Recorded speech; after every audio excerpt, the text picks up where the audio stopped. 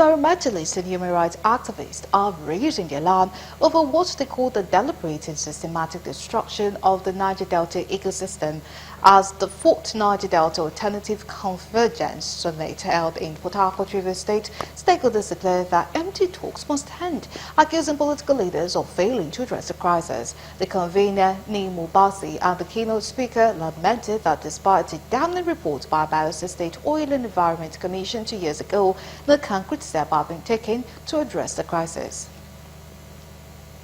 One thing is that the fact that we're facing environmental genocide in Niger Delta cannot be disputed. And it's absolutely shocking to us that government has pretended nothing is happening here. And sometimes governments, at all levels, believe that because people have managed to survive, then they can be left to keep on struggling. But this requires real action. I will believe that there should be a general environmental restoration fund set up to handle the crisis in the entire Niger Delta.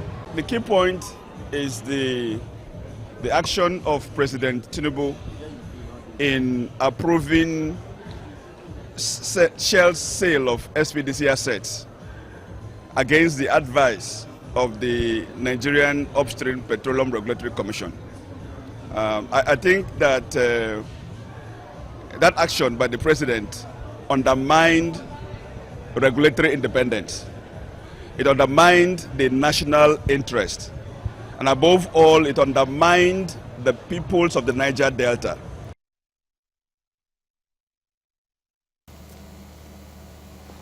Dr. Osoka emphasized that the Niger Delta's agony stems from politics and other self-inflicted factors, saying polluters must pay for the environmental genocide.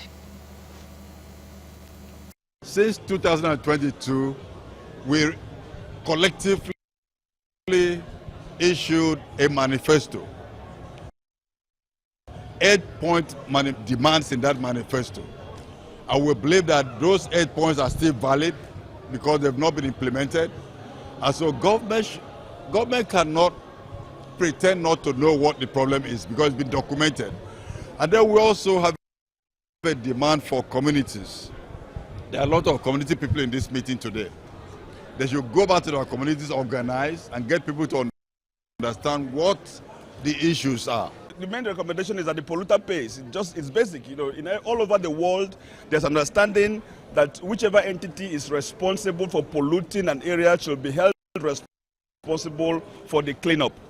And the Niger Delta, Nigeria should not be different. It is very clear that international oil companies like Shell, like Total, like Chevron have for many decades devastated the Niger Delta environment.